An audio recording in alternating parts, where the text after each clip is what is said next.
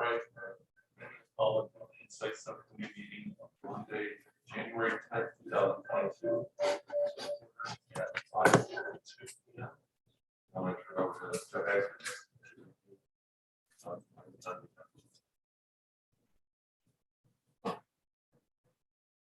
you hear me? So, sorry.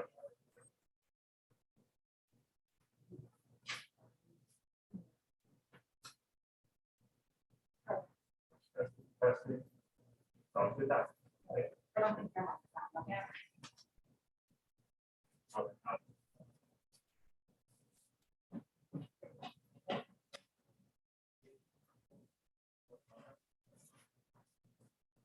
Whatnot. Sorry, great. So we have 3 items on the agenda tonight, and all 3 of these items we'd like to bring forward to the full board on January 24th. The first item on here is the change order summary report from the month of December 2021. Go to the next page of your packet, you'll see a Excel spreadsheet. There's about 20 change orders on there. A lot of them are minor electrical items. Some of them are related to the second floor remodeling we've done. There is one larger change order I'd like to draw your attention to, just to speak about for a minute. About halfway down over at Mohegan High School, there is a change order to install some heat trace on the condensate line for the 8 new vertical univentilators we installed in the classrooms.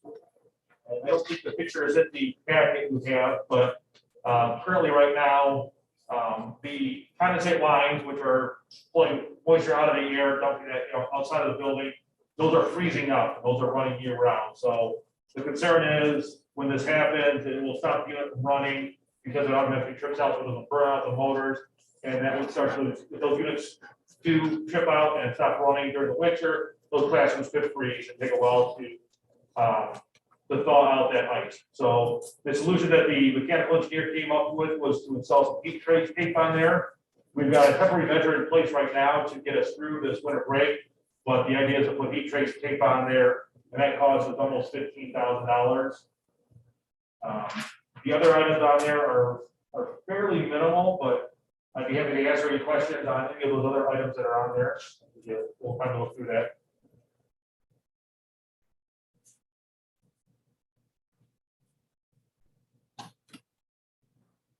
Second floor, 6,000. Can you hear me? I'm sorry. Yes, I can hear you. That's just, you weren't aware of some of that stuff that you have to do. So, what is it? That's the acoustical ceiling tile. So a lot of that was related, the project was actually 2 parts that kind of got purchased at the same time frame. One product was just replace all the windows around the perimeter of that building. And that was what the original scope of work was. And then when we decided to remodel it, there was a little conflict with the new windows set just slightly outside what the old windows did. So we had to trim up and create some areas there to make sure that nobody from one side of the office could hear from the other side of the office. So there was a lot of minor little tweaks that we had to do to make sure to keep that the noise transmission from one side to the other as isolated as possible up there. Okay, please.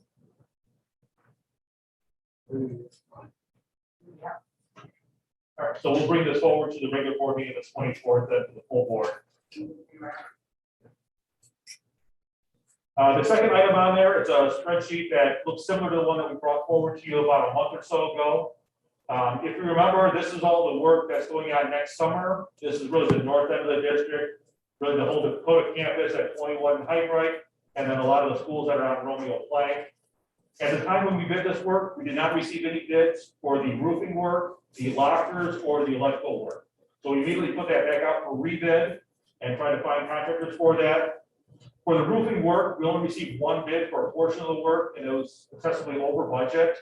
Right now, there's just no material out there. All the material is taken up. There's no roofing material. So we're recommending putting that on hold for a year. We'll have to put up with some roof leaks for the next year, but really could not recommend moving forward with that job being that far over budget. And really, there's no guarantee we didn't get the material in time to do that part of the work. So we're going to put that off. We'll rebid that work about 9 months from now and make that a part of a 2023 project. We got bids for the lockers at Mohawk and the van lockers at Dakota High School. Those came in relatively close to budget. They weren't too far off, so we're recommending proceeding with that. Steel equipment is the low bidder, actually the only bidder on it, but they've done plenty of work in the district before. They're very reputable. They provide a high quality product that meets all plan specifications. And then the electrical work, we got broke that up into two pieces. Brenner Contracting and the State Group were the two low bidders. Brenner Contract was the only bidder for that portion of the work. And State Group, there was actually three bidders in that piece, but State Group was a low bidder. State Group was somebody who's done work for us relatively recently. They've done work at Seneca, and they did work on the second floor. They've really proven themselves that they're qualified to do the work. Brenner Contracting is new to us. They haven't done work in the district before, but they are the only bidder in this category. So we've done as much due diligence as possible. We'll just keep our eye on them to make sure. We've got no reason to think they won't do their work. There's no red flags out there, but just something we haven't had experience with before, so we'll continue to monitor them. A lot of this electrical work is high bar. This is really supporting the mechanical equipment replacements going on throughout the district. So really, we don't have the option not to proceed with electrical work. We've got to do this in order to support the disconnect and reconnect all the mechanical equipment. Jeff, how much rest? These are about 50% higher on electrical work. Unfortunately, they're small, relatively small. These aren't millions of dollars, but it did eat up about $200,000 worth of contingency for this work. But if you look about probably 3/4 of the way down, you'll see about $17,000 number. And there, that's really what we're positive 17 grand. So we're just a hair above what we've got left in our budget for this.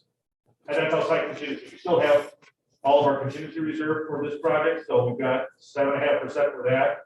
But we are still on the plus side of this for the work that we're going to recommend for next summer. We're really hoping. I mean, there's no predictor of the future, but at least we feel roofing will be better. It'll be a better situation. We'll probably plan a bit close. Put those bids out in September, well ahead of the normal bid window, just in order to secure the material that we need for next summer. Because it's a couple of very critical roofs that are well over 20 years old now.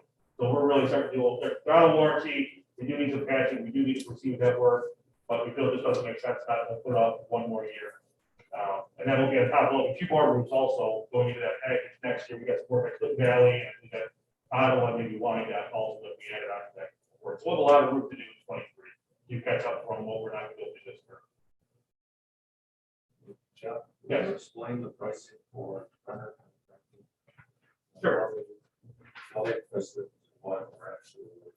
Sure. So, so for Brenner Contracting, in addition to doing the electrical work to support mechanical, we're also replacing the fire alarm system at Cheyenne Elementary School.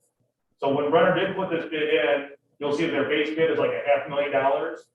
They picked up both the fire alarm system at Cheyenne and the electrical work to support mechanical. We've already have Shoreview Electric under contract for the fire alarm at Cheyenne. They just misunderstood what was going on there. So we're able to take that back. We actually did originally bid on the fire alarm system, we had a pretty true number for what that was worth. So that's why you'll see that $500,000 base bid being reduced by about $200,000 to get what the contract award on is. So sure, we didn't do it. Shoreview is doing it. Yeah, they were already awarded a contract for that.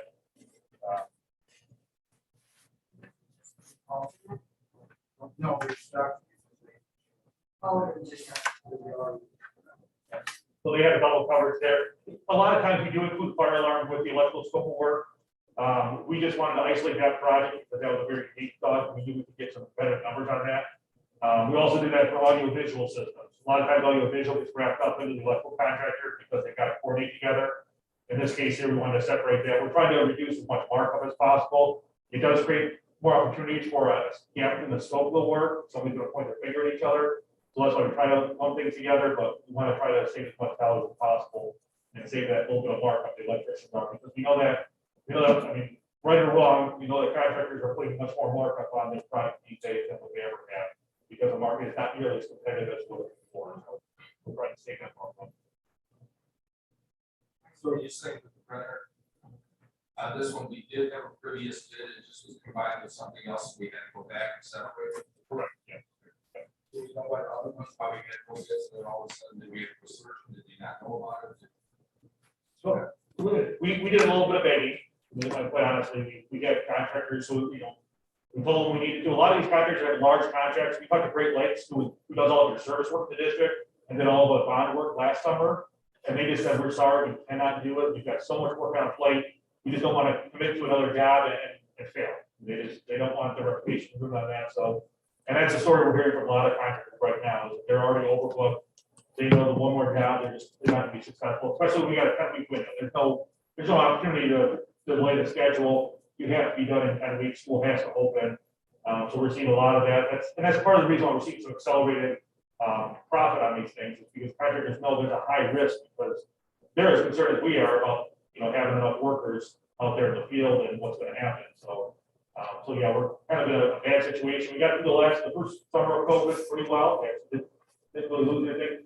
This is gonna be a tough summer to get through with what we need to. That's why we want a little bit scale back what we want to do, and we'll hope that 23 will catch back on. So if this is all good, we'll have an actual award recommendation letter that will include in the board packet that'll go out a week and a half from now. This is from the full board on the 24th. And the last item, the Shawnee generator, I'm not sure, Scott, if you want to keep rolling. So the last item in here you'll see a bid tab for a generator at Shawnee Elementary School. The generator has failed. It's continuing to have problems out there. Shawnee Elementary was over 20 years old now. I can't remember the exact, that's not quite 20 years old yet, but the generator has failed over there. So we put this out for the district, Lord Harrington, put this out for bid. Only received one bid. Actually, she got a second bid, but it was sent in by email or fax. I can't remember what exactly happened.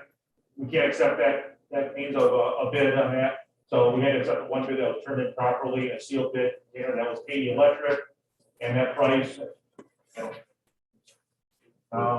think it was $80,000, $83,000. Which is roughly fair market. I mean, we see generators for elementary schools go anywhere between $50,000 to $100,000, depending on what those are servicing. I don't know the exact scope of this one here. Laura and Howard worked on this a little more directly, but I felt this was really in range of what we see for generators for that type of building. Okay, now, the Shawnee generator.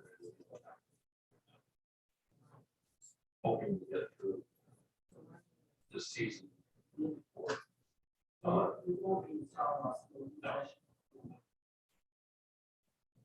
Well, usually there's pretty long. That's the start. Yeah, so that's why this is being a little bit fast tracked. I want to bring it to the building site tonight, and brief the full board on the 24th. We'll get this thing ordered and get it works to be replaced this summer. Generator candy is installed, right? Yeah, this is the whole, this includes demoing the old one out and installing the new one. It's not installed.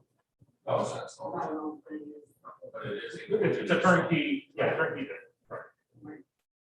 Yeah, Katie Electric normally just supplies stuff. Yeah, In this case here, they found somebody to partner with for a turnkey solution. Okay. It's probably a fairly easy install, you just connect this type thing. So, yeah, Katie's done a few things for us before. Things like this that are very isolated standalone type projects that are easy and easy out. They don't go too far outside their swim lanes. This stuff, so this is probably a little stretch for them, but it'll be fine.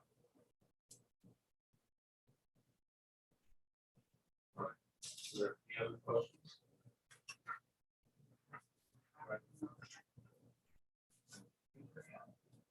yes. Then all three items are come before next board. For recommendation. Back up all.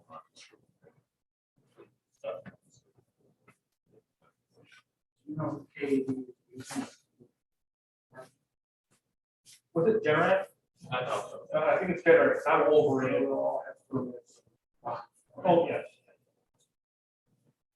Now, generator distributor, generator.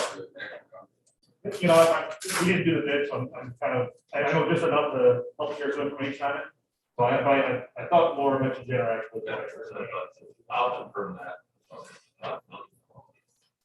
I mean, Laura does really a really nice long write-up on all of this, so you'll have that information in the board. We'll find that before the board meeting. Thank you, sir. Thank you very much. Call this meeting adjourned at 6:07 p.m.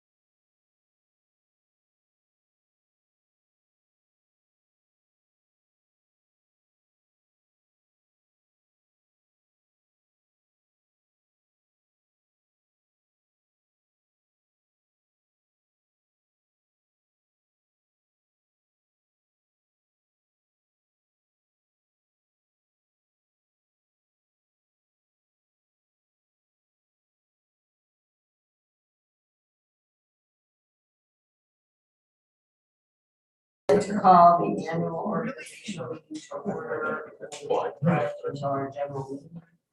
The first order of business is election of officers.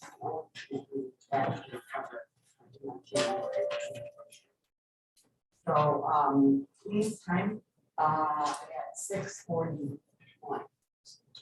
6:21, holy cow, yeah, 6:21. And the first is, where the president of the board, I would like to nominate, Mr. Bednar to continue as president. I'll second that. All right, Mr. Bednar, do you accept the nomination? I do. I do, are there any other nominations? Okay, then Mr. Bednar is now president of the board for the 22 school year and, by acclamation, correct? That's Then there's, no nominations for president, other nominations. George, friend is accepted. All right, the next order of business is to, nominate someone for vice president. Oh, we can go now, okay, cool, go ahead. Okay. You now nominate for vice president. I'd like to make a motion to nominate Ms. Aquino for vice president. Number Aquino nominated by Ms. Hyde, supported by Mr. Pearl. Are you willing to serve as vice president? Yes, I am. Thank you. Is there any other nominations? Okay. Hearing none. Ms. Aquino, congratulations on the year 2023 school year. Vice president, 122. Okay, next up, we're going to have secretary. I would like to nominate member Hyden for the secretary. Hyde was nominated for secretary by Ms. Cleo, supported by Mr. Pearl. Ms. Hyde, do you accept the position of secretary? If what? Yes. Is there any other nominations? Hearing none, Ms. Hyde is now our secretary for this coming school year. Thank you. Okay, lastly, member for treasurer. I'd like to nominate Ms. Zach for treasurer. Okay, this member Denise Zach was nominated as treasurer by Ms. Pyden, supported by Mr. Soba. Ms. Pyden, Ms. Zach, Denise Zach will accept that at a later time as she could not be here tonight, and we will stop at that. Is there any other nominations for treasurer at this time? Okay, so we will table that until next meeting when Ms. Zach can be here and vote at that time for her contract. So you guys know other nominations. Okay, got a motion to adjourn. Moved by Ms. Cleo. By Mr. Pearl. All those in favor signify by saying aye. Aye. Opposed? Being adjourned at 6:25. Thank you all for your support, President. Thank you for doing.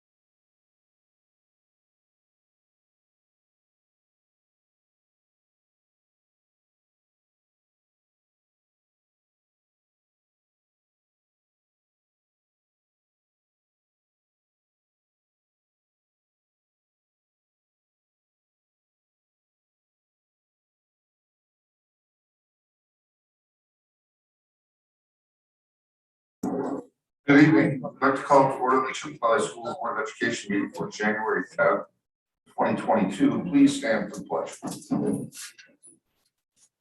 Mr. Bednar, we're going to start, that's okay. We're going to start this evening. We have a video clip of the Chippewa Valley High School Choir. We're going to stand for this because it's the national anthem.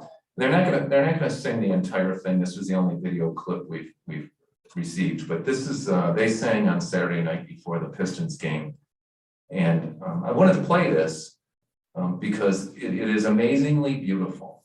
And if they had anyone sing the national anthem better before a contest, I would like to hear it myself. So, and like I said, we only had the last 40 seconds of the national anthem, and then right following that, we can turn face the flags and do the pledge. So go ahead, Sarah.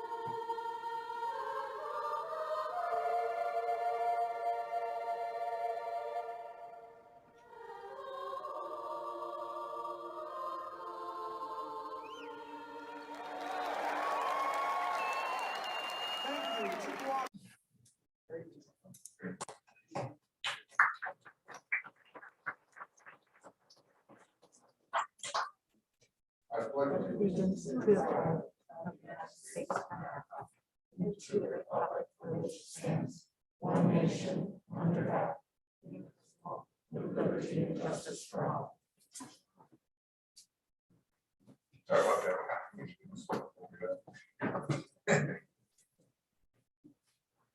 Okay, next up on additions, deletions, we have none this evening.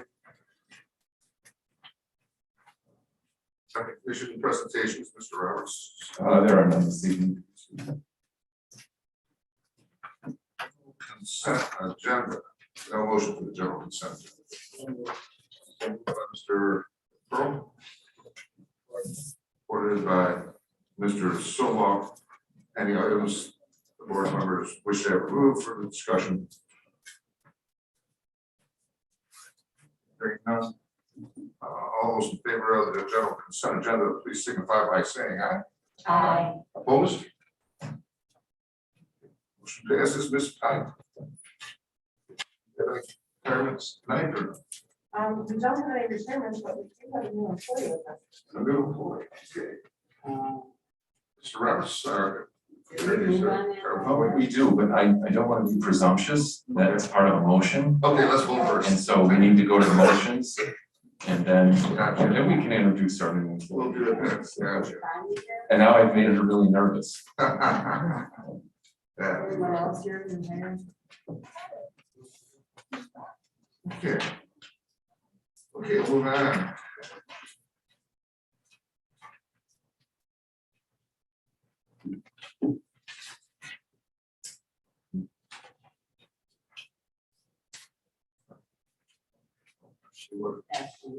Okay, all those in favor for the consent agenda, signify by saying aye.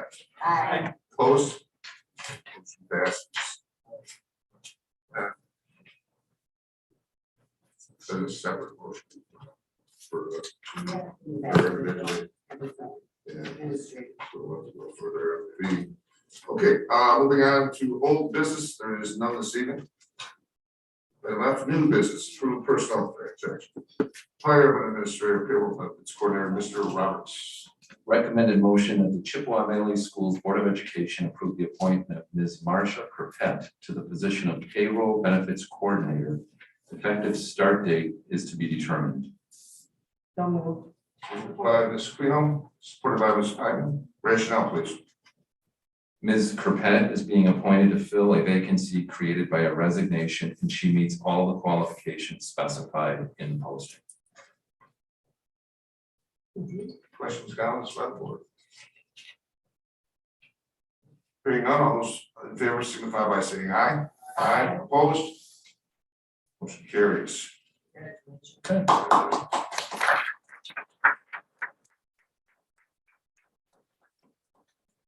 Ms. Crepet right here, and Ms. Crepet, go ahead. I just wanted to say thank you so much. I'm very excited to be here. Very excited. And I would like to add at this time, that Danielle Jacobs will be our supervisor there, as part of the interview process. And I know in our district, we're very proud of our business team, and I'm sure that Ms. Crepet will be a wonderful addition. So congratulations and welcome to Chippewa Valley. Thank you for coming this evening. Face the name, it's nice. Appreciate you coming out too. Okay. Okay, we'll move on to F2, approve second reading to amend Board of Education Policy 9150, school visitors. The recommended motion that Chippewa Valley Schools Board of Education approve the second reading to amend Board of Education Policy 9150, school visitors, and waive the reading of the policy. Moved by Mr. Pearl. Support. Supported by Mr. Silva. Board Policy 9150 is revised to clarify that the visitor policy and applicable procedures apply to board members. The amendment further clarifies the process by which board members must follow prior to visiting school district buildings. Questions, comments? Yeah, I have one. Yes, Ms. Woodward. No, we just got this put together for this meeting, right? This would be the second. But I mean, we didn't put together the new bylaw, the amended bylaw, whatever you want to say, until we just saw it this meeting. I guess I'm wondering, because we had mentioned it at the last meeting, but how can it be a second reading if we didn't have it together until this meeting? We did the first reading last meeting. This is the second reading. Okay.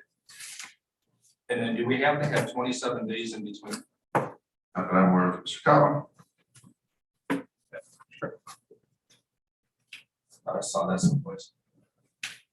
Yeah, so at your December 13th board meeting, this was discussed, presented, we walked through the amendments of board policy 9150 and discussed that would be the first reading at your December 13th meeting. Your board policy does address 27 days, the 27th day would have been yesterday. So there's nothing in the law that requires that for readings of policies, but in your bylaws for policy amendments, you still meet those requirements as this being the second reading of the 28th day. So it's your opinion that we're meeting all obligations spelled out for us? Correct. Through the second. Okay, also, I guess,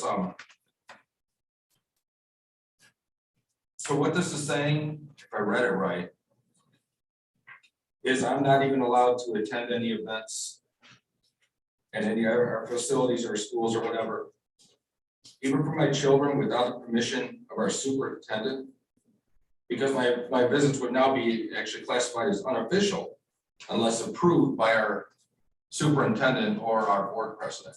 Mr. Collins, can you respond, please?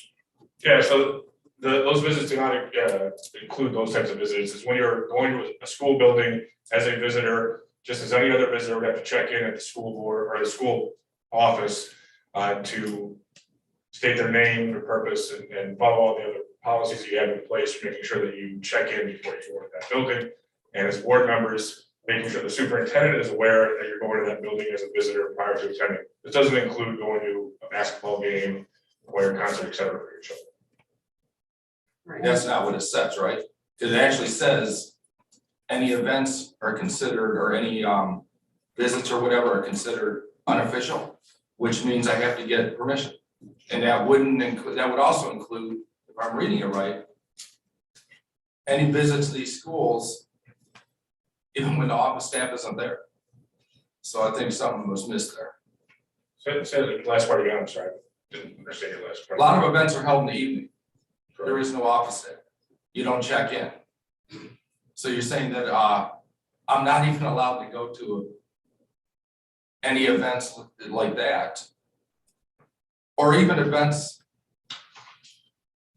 items that would be held at the schools, practices for things like that, that there is no, I have to check in with the superintendent before I would do any of that, because that's what it reads. That's what it reads, but you know, I mean, we could clarify, I guess, but. Can I make a comment? Yeah. It just says that they will not be official visits, meaning you're not there in a board capacity. You're there as a parent or a visitor, not a board member. Okay, Because you're not there in an official, so it's an unofficial capacity. yeah, so let me read this. Individual board members who are interested in visiting schools or classrooms. Hold on, let me switch my glasses.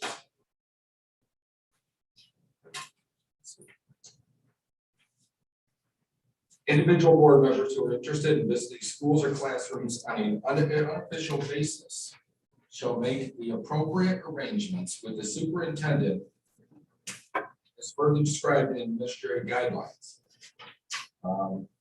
Just a skip down here. In keeping with board bylaws, such board member visits shall not be considered to be official unless designated as such by the board or the board president. Pretty much sounds pretty simple that anytime I go to school, it seems like I have to have it approved by Ron Roberts. It's official, it's an official. No, it's unofficial, I have to have it approved. The next To paragraph. make it says- official, I have to have it approved by Ron Roberts or the president. Read the next paragraph. The board member shall be visiting an interested individual in a similar capacity of any parent or citizen.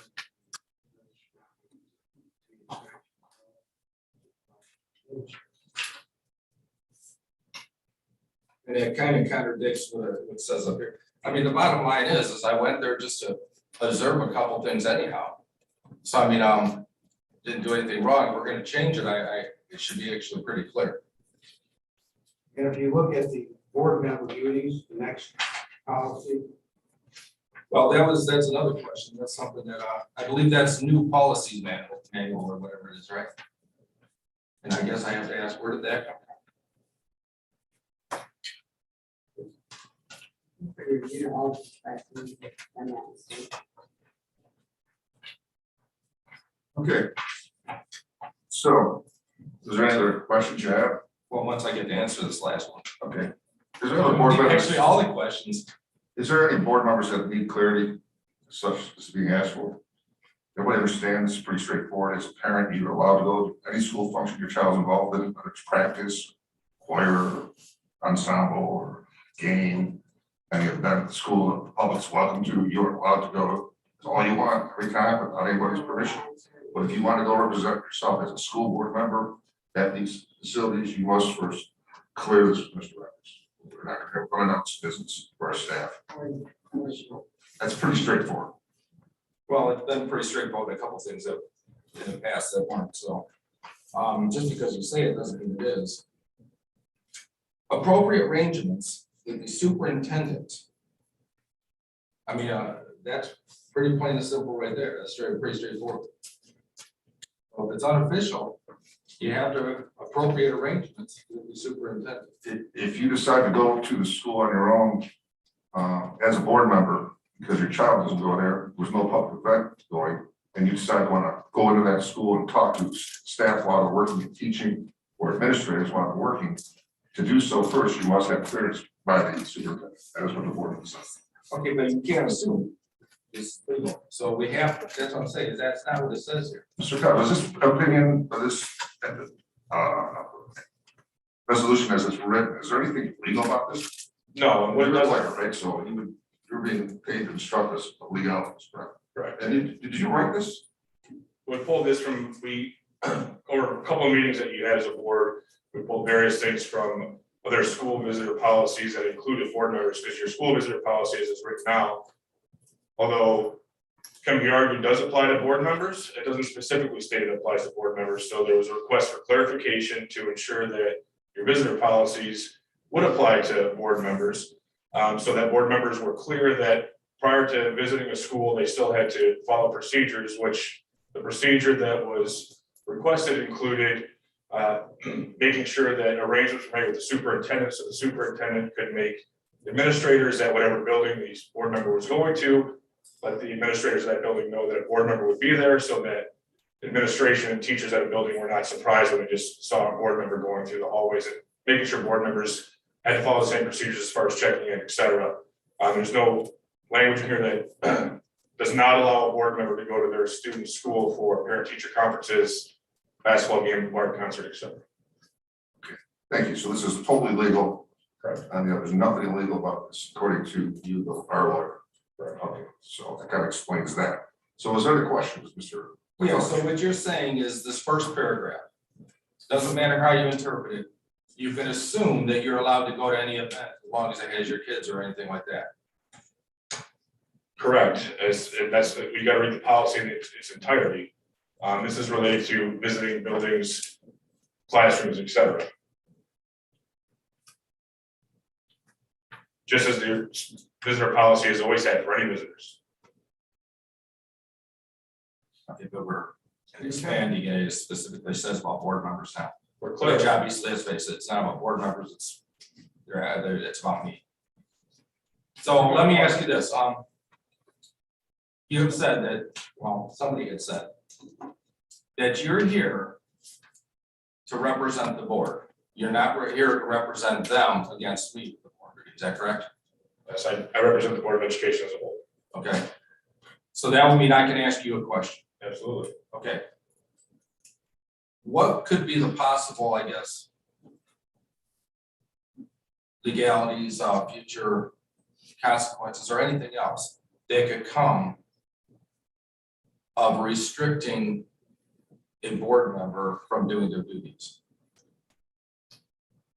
So I don't quite understand your question. What are the legalities of restricting a board member from doing their duties? What could be the possible, I don't know what the word would be, there's many of them.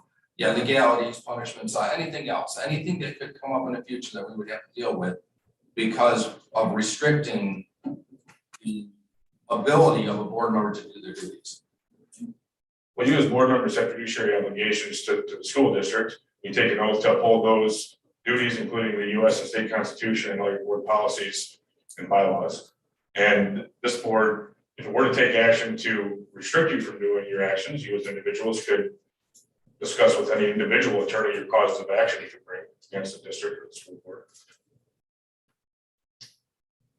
I mean, I represent school boards as a whole, so I can't tell you individually how you could bring causes of action against the school. So I'm not asking that, I'm asking, okay, regarding this then. One of the things that they didn't like is that I stopped by the schools to observe what our procedures were in person after a threat to our facilities, right? I'd understand why that would be a problem. I didn't go to interfere, I didn't do anything else, I just showed up to observe myself, right? Now, if I can't do that, something would go wrong. Because I don't have that information anymore. What would be what could happen to us in a situation? Could we say, you restricted the information, therefore you're responsible for whatever, or something like that? You're giving a very broad hypothetical right now. We have to, because this is very broad. This is a very broad, it addresses any visits. You're a board member, you're one person, you're not an investigative unit of the school. And we're not investigating, we're just, But you're investigating the situation. And I'm not saying investigating. that you didn't know that caused you harm in some way. But the fact is that the board can direct the president to go there and investigate, the superintendent could give you an okay to go there. That's all it says. Well, that's good, we're not talking about investigations. But that's what you were doing. No, that's not what I was doing. And I've said that plenty of times. You guys keep saying I was trying to be a supervisor, I was trying to take over duties, and that I stopped in simply to see what we do in a situation where there's threats on our school.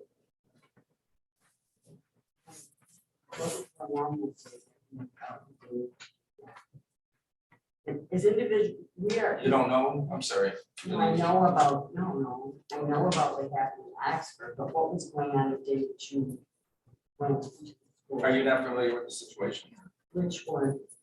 What we're discussing here.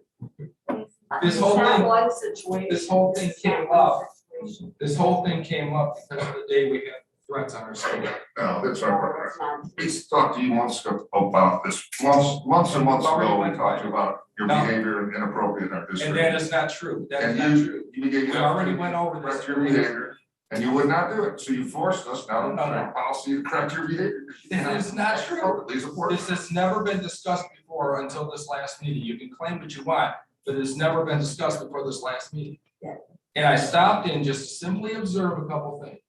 Now, you can claim whatever you want, So can but you, it's not true. so can you. And what I'm saying is on record. All right. You're claiming things that just didn't happen. Okay, Such as, Mr. President. He says that it was happened more than, it was talked about more than once, which it wasn't. you did That is go on false. But you Mr. didn't. President, I would like to call the question. okay, Second that. yeah, okay, so this rule applies to all board members. So this applies to Frank Bednar, to Denise Aquino, Beth Pike, Kenny Burke, George Silva, Jill Demixak, and Mr. Whittovich. So we all agree with this, and we're gonna move forward. Well, and the other thing is that when we discussed this, in the past, we did discuss other incidences that were not related to the threat. The incident in Oxford, you said to us, it's not stated in your bylaws, it's not stated in our policy. If you put it in the policy, then I will adhere to it. So that's what we're trying to do, because So there's a motion it's on, disruptive to the school day if individual board members who don't have individual powers as a board member, except for when 7 people were together and vote on things. And when you just show up and start talking to staff members who are supposed to be doing their jobs. Well, I didn't do that. They came to me. Excuse me? there's a motion to. Yeah, I'm fine. It's a close question. All right, let's go. Yeah. We vote on the motion. we I'm call the sorry. question. Yes, So we're not gonna clarify the situation. we're all very satisfied with clarification. We give you the opportunity to address this on numerous questions. We spoke about this on numerous occasions. You're coming back to all the same things that you don't understand.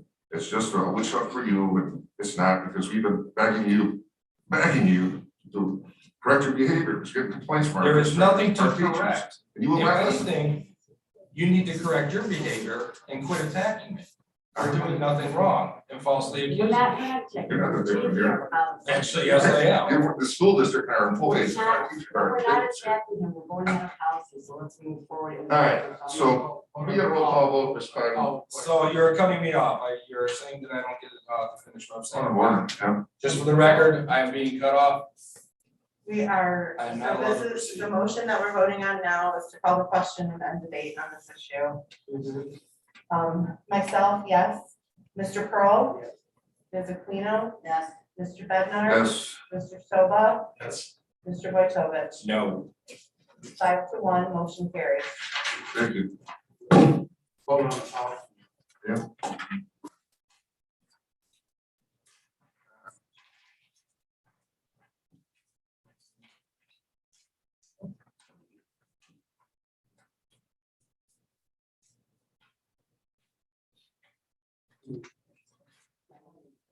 The motion is made by Ms. Pike. For the motion to approve the policy, to approve second reading of the policy, the motion was made by Mr. Pearl, it was seconded by Mr. Soba. Would you like a roll call vote on that as well? Wait, all right, we just did that, we're going to the next motion. No, that we We just voted called the on the question. following question. Now we're voting on the policy, which was in the initial, So this is still F2. yes. Okay, Would you like a roll call vote, Mr. yes, President? please. Mr. Pearl, Yes. Mr. Soba, Yes. Ms. Aquino, Yes. Mr. Bednar? Yes, Myself, yes. Mr. Wojtovich? No. 5-1, motion carries.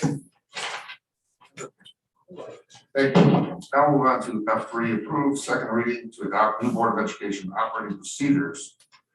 It is a recommended motion that the Chippewa Valley Schools Board of Education approve the second reading to adopt new Board of Education operating procedures for board members, which shall be incorporated into the Board of Education's bylaws and waive the reading of the procedures. So Vice Pearl.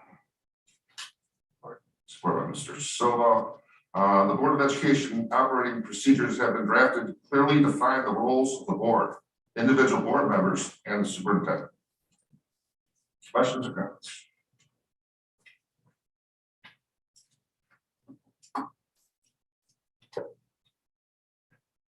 Hearing none, roll call vote, please. For Mr. Pearl, Yes. Mr. Stovall, Yes. Mrs. Neal, Yes. Mr. Bender. Myself, yes. Mr. Wojtovich, No. 5-1, motion carried. Thank you. Okay.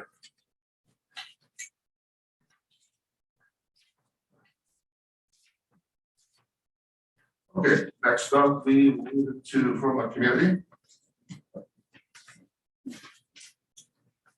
Another request to speak to the board this evening.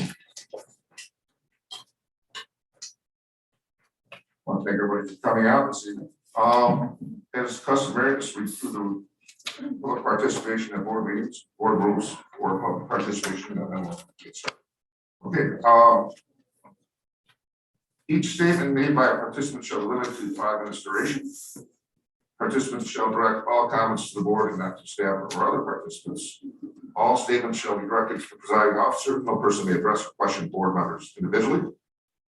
Complaints against identifiable school personnel may not be expressed in an open meeting. Such complaints should first be submitted in writing to the board and aired in open or closed session according to the wish of the persons involved. Presiding officer may interrupt, warn, or terminate a participant's statement when the statement is too lengthy, personally directed, abusive, obscene, or irrelevant. Request an individual to leave the meeting when that person does not observe reasonable decorum. Request the assistance of law enforcement officers and removal of disorderly persons when that person's conduct interferes with the orderly progress of the meeting. Call for a recess or adjournment to another time and the lack of public decorum so interferes with orderly conduct of the meeting as to warrant such action. Waive these rules with the approval of the board when necessary for the protection of board privacy of the administration of the board's business. Okay. All right, so first up this evening, we have Ms. Jennifer Morari. Ms. Morari, thank you for coming this evening. Please share your comments with the board. Hi, thank you for letting me speak tonight. I'm a registered nurse. I'm a mother of 4 children who attend the Chippewa Valley schools. As the COVID Omicron variant surges, we have heard rumors that the board is considering making a mask mandate for students and even possibly changing to a remote learning environment again. The Omicron variant is much more transmissible than previous COVID strains. However, the good news is that it is much less severe. Studies out of South Africa showed that there were very few hospitalizations with Omicron and no deaths. A few weeks ago, it was big news when 1 person in the UK actually died from the Omicron variant. Locally, I follow the Macomb County COVID infection rate numbers. It was true that we are seeing a big spike in the numbers of infections, which we have not previously seen. But you know what? COVID hospitalizations have remained relatively flat. We're seeing around the same number of COVID hospitalizations today as we have had over the last few months. This is good news for all of us. The high infection rate will allow for some herd immunity without sacrificing lives. And maybe we are seeing the beginning of the end of this pandemic. For children, COVID has never been a big threat. Children have a much higher chance of dying in a car crash, dying from drowning, suicide, or even influenza than they do from COVID. The UK estimated that the rate of death from a child dying of COVID was 2 in a million. Dr. Fauci and the CDC have finally admitted that most child hospitalizations related to COVID were actually for another disease or issue rather than COVID being the reason for hospitalization. They usually find that they're COVID positive after they admit the patient, and it's an incidental finding. Simply put, for children, COVID was never a threat and continues not to be a threat. I've discussed masking various times before in front of the board. Most studies touting the efficacy of masking children in school are highly flawed, jump to unscientific conclusions, and they don't like to share their data, I've noticed. European countries do not mask their school-age children. On December 17th, the news came out that here in Michigan, COVID rates were about the same in areas with mask mandates versus areas without mask mandates. Simple face coverings do not protect against the COVID spread. The only good protection is a properly fitted N95 mask or similar as worn by medical professionals. Even then, we are seeing a spread of COVID among hospital staff who wear those. If there is a teacher or a child at high risk for COVID complications, I suggest they obtain and be fitted for an N95 mask. Otherwise, the masks are just face decoration. Finally, I like to think it's pretty clear to the board that all parents and all parents that virtual school was not a success. There are a record amount of students needing to take credit recovery classes based on losses last year. Personally, my son's NWEA scores remained flat last year with no improvements as one would expect year to year. Not to disparage the hardworking teachers who did their best in a difficult situation. However, simply put, kids learn best in person. As a final thought, COVID has done tremendous damage to children, not because the disease itself was so terrible, but because of the ineffective, misguided, and unscientific policies put in place by the very adults who are supposed to guide and protect our children. Children have been isolated from friends, prohibited from attending events, ordered to cover their faces, encouraged to get a vaccine that is not only ineffective, but has the potential to cause harm, pulled out of school for quarantines, denied field trips, and have been told to fear for their very lives, all for a virus that is essentially a 3 to 4 day cold for them. Enough is enough.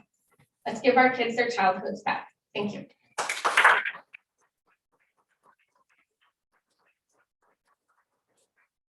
Thank you, Ms. Moore, for your comments. Again, thank you for your service as nurse to our community.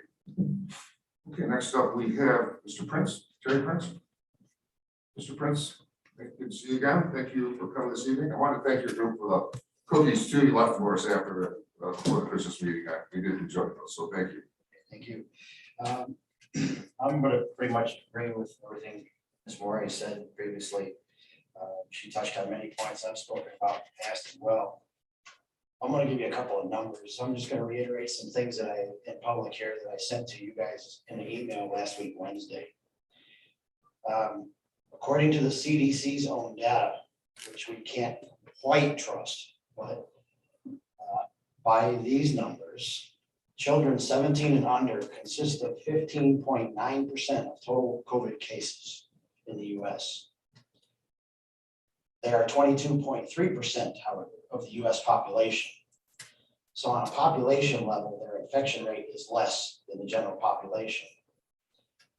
More significantly, however, is that they consist of 0.15% of deaths in the US.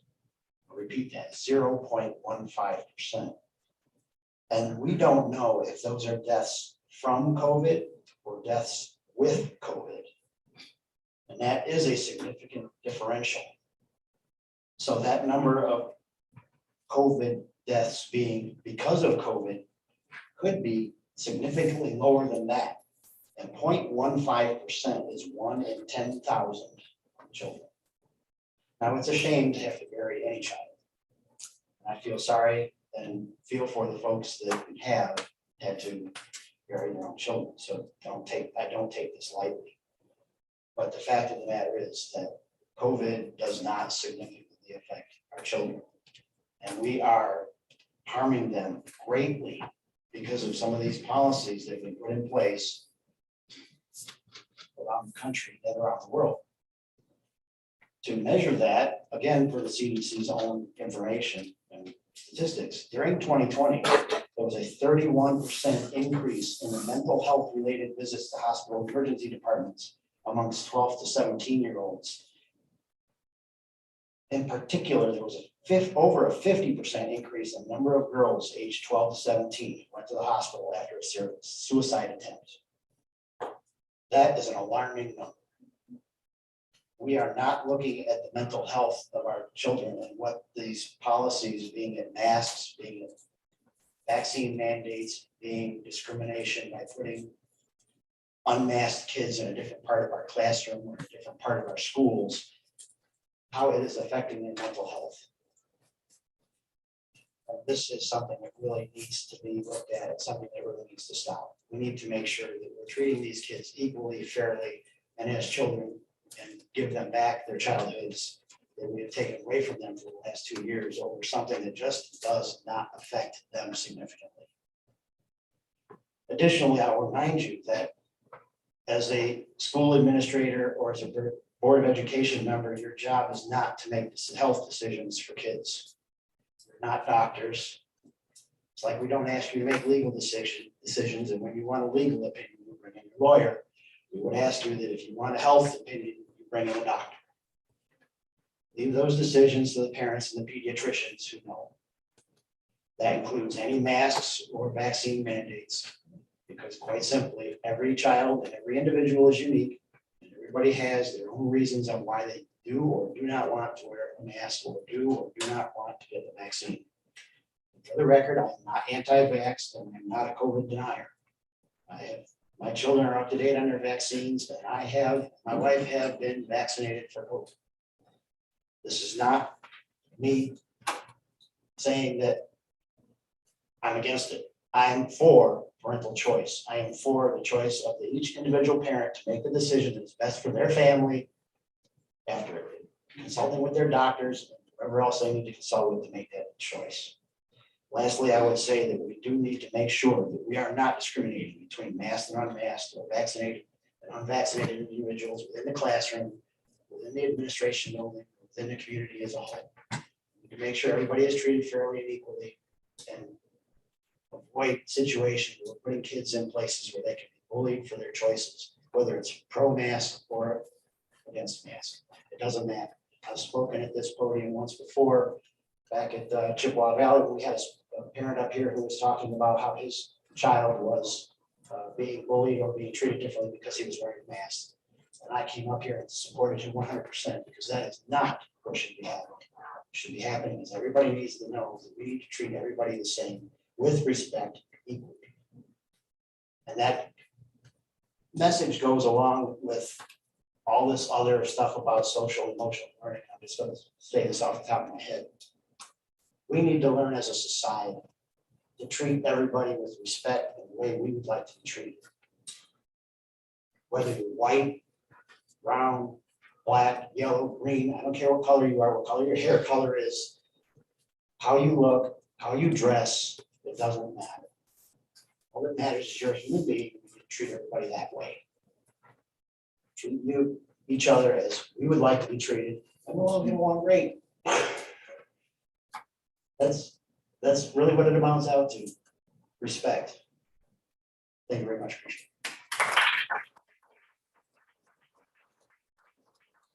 Mr. Prince, your comments this evening. Next up, we have Rita Zelinski. Ms. Zelinski.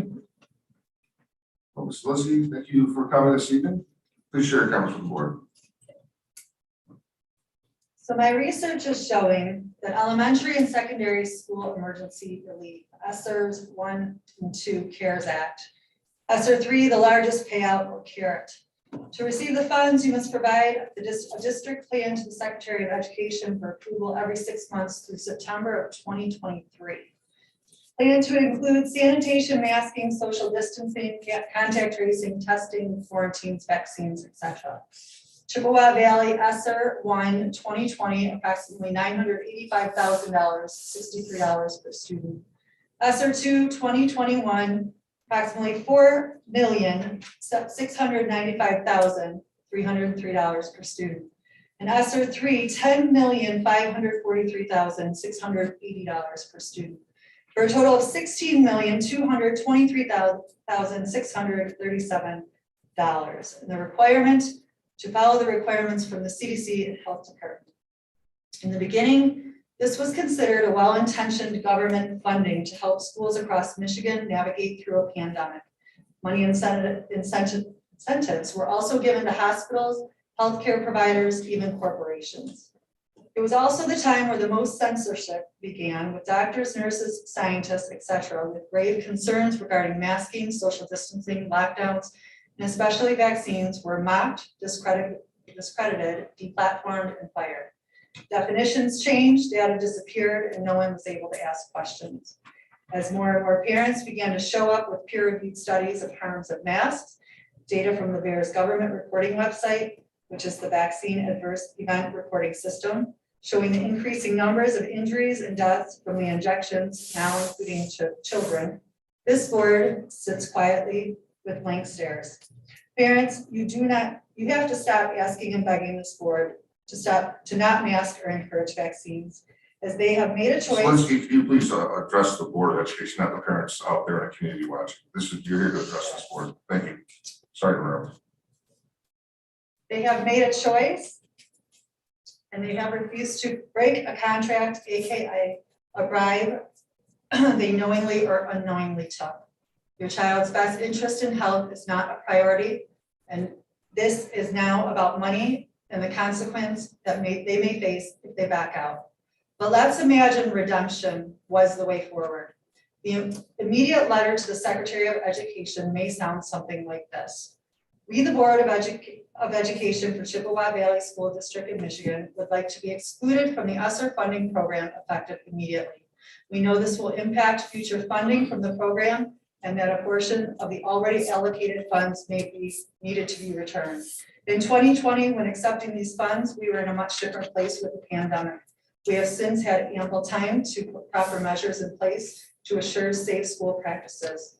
It has been brought to our attention that several of the safety protocols per the contract we entered into are causing more harm than the actual risk of the student contracting COVID-19, as the data reflects that they have a 99.98% survival rate. With the increasing number of bacterial pneumonia and other illnesses being linked to masks, we cannot force a student to jeopardize their immune systems any longer. We have decided this decision must be up to the parents or the guardian. With the overwhelming number of adverse reactions and death, now including young children, being reported by the VAERS database, we no longer in good conscience can encourage our students to get this emergency use authorized vaccine. We are aware now that no FDA-approved vaccine is available in the United States, and currently there is no liability for the companies distributing them. We, the board, would not want to be responsible for any student we encouraged or forced to be injected, falling ill, or even worse, dying. And again, we strongly believe the decision to vaccinate should solely be on the parents, with the parents and the guardians. We will be terminating the hosting of any vaccine clinics at our properties effective immediately. With the suicide, depression, and mental health issues more than tripling in the last 18 months, we see the need for our students to return to a more normal school setting. Their overall education has declined rapidly through this pandemic period, and we feel it is time to get back on track with the school setting that they were accustomed to, including social events and after-school activities. Chippewa Valley School District may be the first to withdraw from this funding program, yet we will stand proudly with our students and our parents while immediately implementing a back to normal plan school curriculum, while doing everything possible to keep everyone safe. Regards, the Chippewa Valley Board of Education. Because you see, the cure cannot be worse than the disease. And you have a choice again as the Board of Education and education only. Your oaths and your bonds depend on the decisions you make to stay on the right side of history. Thank you.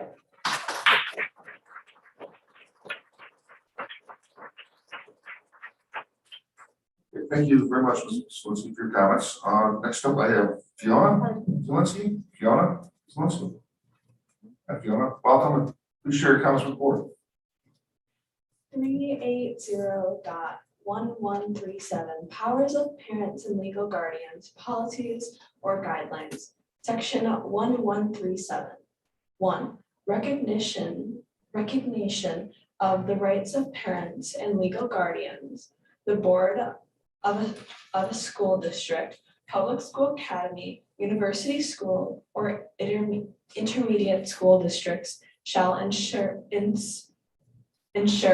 that a parent or a legal guardian responsible for the care and custody of a pupil enrolled in the district, the school district, public school academy, university school, or intermediate school district may do all of the following.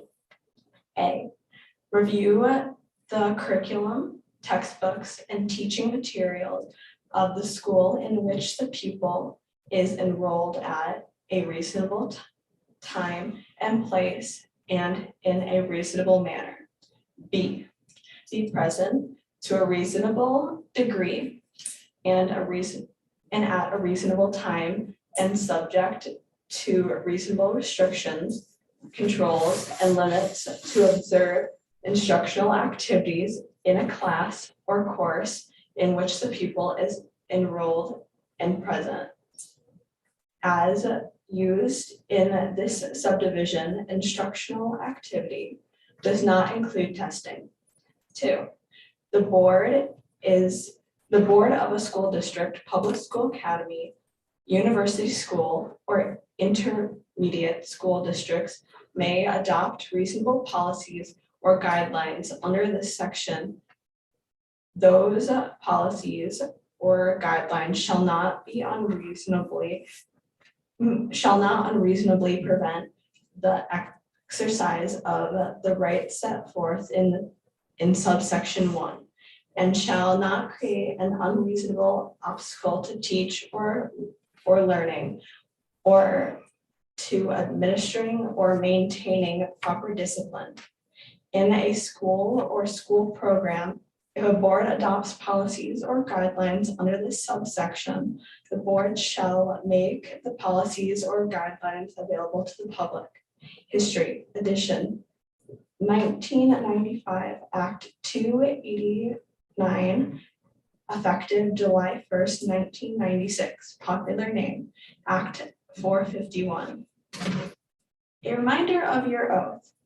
I do solemnly swear or affirm that I will support the Constitution of the United States and the Constitution of this state, and I will faithfully discharge the duties of the office of members of the School Board of Education, Chippewa Valley District, according to the best of my ability. Thank you.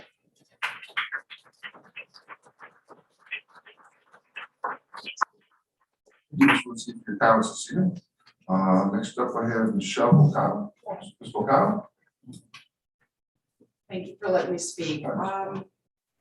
Mask mandates, the vaccine mandates. I apologize, I get emotional. Vaccine mandate, it should be my choice to vaccinate my child, but I'm gonna tell you right now. CDC says, vaccinate, don't get COVID, survive. Doctors are telling patients, get the vaccine. I am living proof. I have somebody in my family who was told, get vaccinated. You won't get it. You'll be okay. She's not with us anymore. I will not put my child through that. And then something was brought to my attention. I guess apparently tomorrow the Michigan State Board of Education is meeting.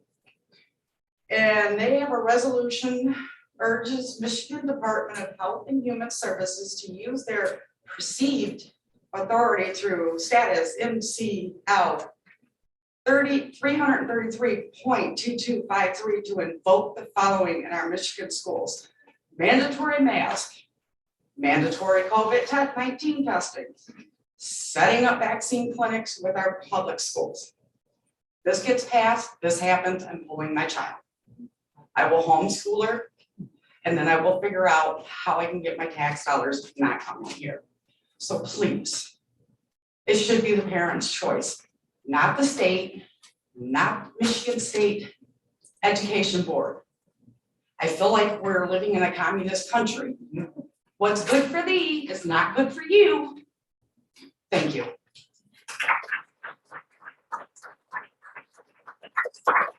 Thank you, Ms. O'Connell, for your comments this evening.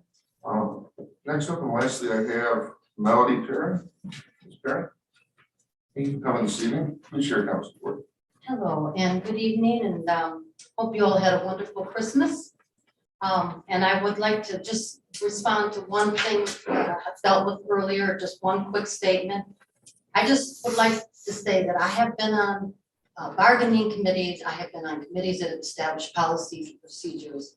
And when something appears muddy, then we revisit it and we tweak it. I understand based upon what I heard all of you say, and I'm sorry, Mr. Wojciechowicz or something, I'm not quite sure.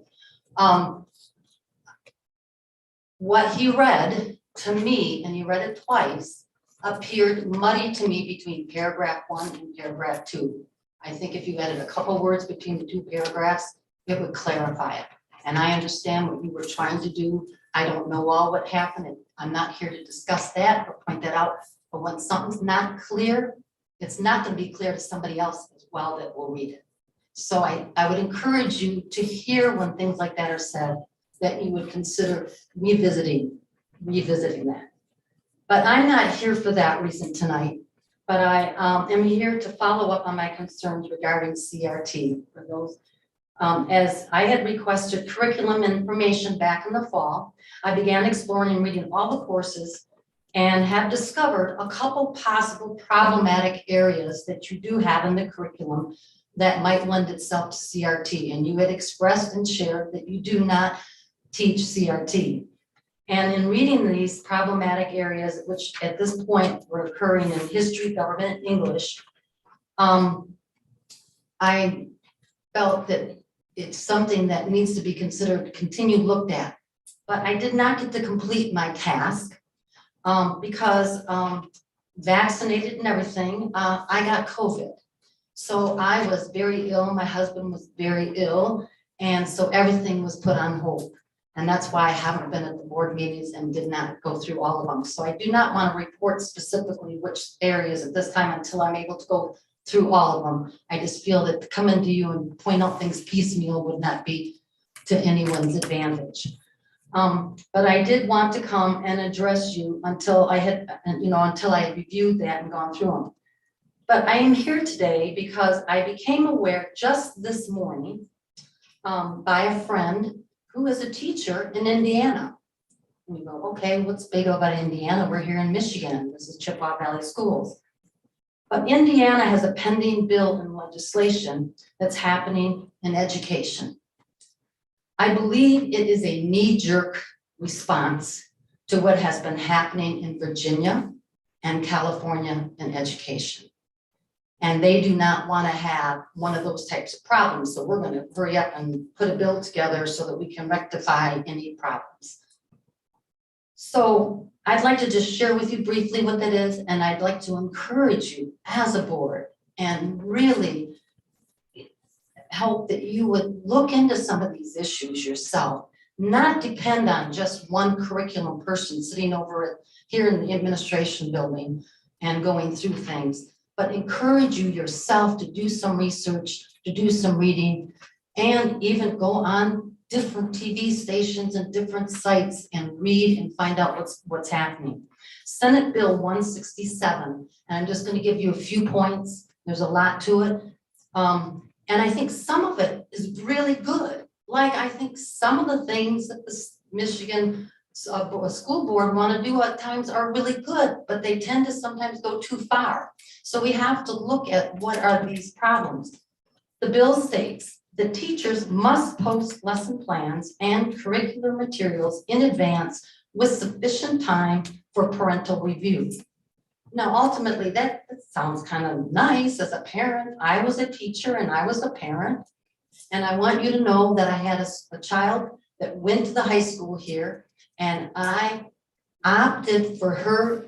I wanted to see material in some of the coursework, and I did look at it and go through it.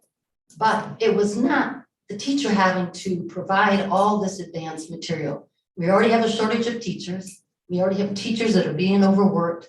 We need to really not look for other places for them to do more work. The next point they had in the bill, that parents can opt out of their child from any part of the curriculum and the teacher will have to provide a different lesson plan for that child. Great, you can opt out. I did, after looking through the curriculum myself as a parent, opted out of a couple sections of the curriculum for my daughter. I did not expect the school and the teacher now to provide her own personal separate lesson. She doesn't, it wasn't an IEP. That's where you get individual separate lessons. You opt out, you opt out. As a teacher, I had parents come to me with religious convictions and asked me not to do certain things. I honored their request. I said, I will honor it, but I want you to understand, I am not going to alter the other things that I'm doing in the classroom. They appreciated, all they wanted was me to respect what were their wishes. That, the third one, that hard copies of course materials that are not electronic must be located in the office for parental review. Oh my goodness. You guys, have you ever done any homework? Or have you just got the paperwork home from school from your child and you're looking through that paperwork and you're thinking, what, I gotta return this by tomorrow morning? Imagine doing all the work that the teachers do, and now they have to also provide all this other stuff. What you're going to do is squelch the creativity of a teacher, because the creativity is not what's in that curriculum in that book. That's the part that makes teaching exciting. That's the part that makes students love to learn, is what the teachers do in creativity. And according to this, that would also have to be hard copy and sitting in the front office in advance of teaching it. There are times and weeks that you can barely get your lessons in. My daughter's a teacher presently in 3rd grade, and she is constantly coming up with new things that she wants to do to make that lesson more exciting. If she now had to do that, she would be, she told me today when she found this out from her friend in Indiana that she would be out. She would just pack up and go. And I want you to know, she was a teacher of the year. So this is not something that we want to see happen.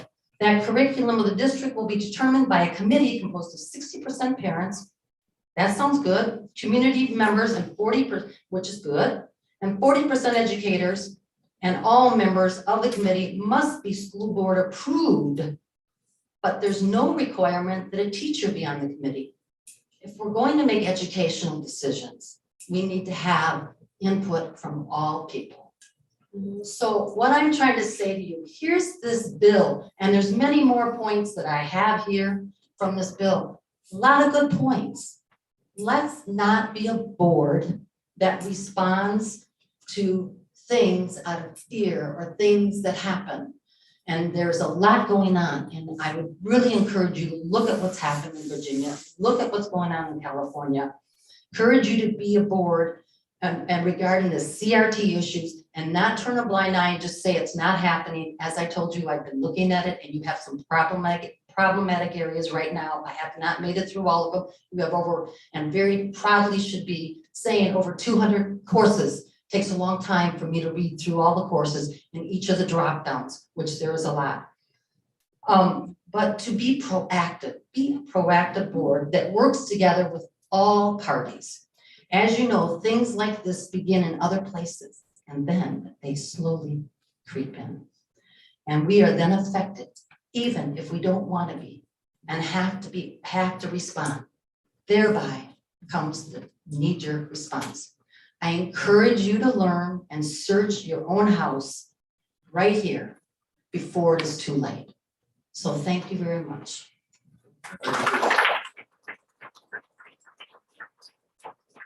For your comments, thank everybody for coming this evening, sharing your comments, much appreciated by our board. Okay, we'll move on here.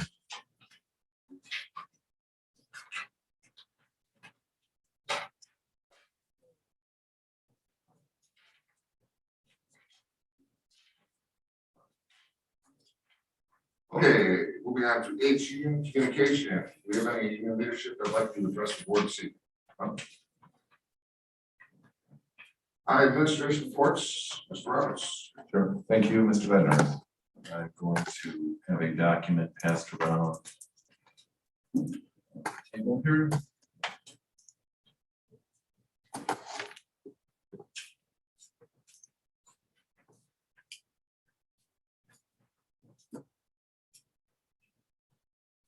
So what is on the screens is the same thing that's on the hard copy that you have. I just thought for you it might be easier to hard copy. So what I want to talk about now for a few minutes is to give you a COVID update, where we are and how it's impacting our school district. I'm going to use data about what is occurring in our community to try to paint a picture of our current circumstances. And before I even start, I want you to know at this point in time, it's not a pretty picture. There are some difficulties that we're trying to overcome as we move forward this school year. I have been satisfied with where we have been so far this school year. I could support what we did. And as we go forward with what's occurring right now, it starts getting a little bit more difficult, just because of some of the circumstances that are created. So if we go to the first slide, which on your handout is the bottom of the first page, this is information that we've seen before. And for our audience, it's a little bit hard to read. That's a lot of small numbers, but across the top, it's just COVID in our communities or school communities. We serve 2 townships, both Clinton and Macomb. And this is just raw numbers of cases of COVID that have been documented in these 2 communities since the beginning of the school year. And what you'll see is that it's changed over time. In September, there were 654 reported and documented by the health department up to December when it was 3,152. Macomb Township has shown the same kind of growth from 788 cases in September to in December of 2,832. Below that is the 7-day rolling averages. And you can see there, this paints the same kind of picture of a 7-day rolling average of cases of 294 on October 14th up to January 6th, in which the rolling average was 1,600 cases daily as a rolling average. And then the positivity rate, you can see the same thing, and that would just make sense. That's also grown as more people have become positive with COVID and more people have just saw a test. So a lot of this information you've seen before, and as we go through the following slides, we're going to refer to that and dig a little bit deeper into these things. So if you go to the top of the second page, I want to point out some different numbers here related to the surges that we've experienced with COVID. The first real surge was in November of 2020. And you remember that because that was a time last year when we had just brought our elementary students back to school. And then we were ordered that all students would be virtual from Thanksgiving to Christmas. All secondary students would be virtual. We were directed to do that. And we put all of our kids into virtual at that time. And that was a surge time. And you can see the highest point of the surge during that time, which we were told to go virtual, was a day in which there were 1,100 cases identified. During that time period in that surge, the highest 7-day rolling average was 731, which is to the right. So you can get kind of an idea of 1 day of what was identified in our county, and then how that translated over 7 days in that time period, 731. And the point I want to make here is we've gone to that surge, to a surge on March 31st of last year, and you remember that because all of our kids were brought back in person at that time, and that became a high surge time, and we had the same kind of numbers as we did back in November. And the actual 7-day rolling average got a little higher at that time with 884. Now, if you look, and that was very difficult for us to deal with at that time. In fact, when we offered students to also be virtual at that time, if they wanted to be at the secondary level, about 60% of our parents says that we'll just keep our kids home at that time. It was lower at the elementary. We had most of our elementary kids in, but at high school, it's about 60% of our parents chose to keep their kids home at that time.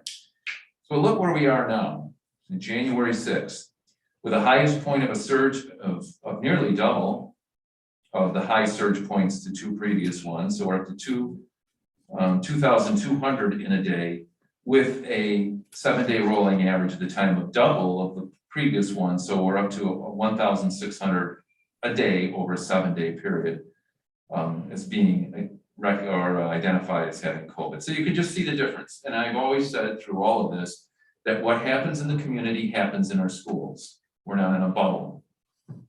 When the rate goes up in our community, you can pretty much track it that it goes up in our schools. So if you look at the bottom of the second page with Clinton Township, this is where we are right now.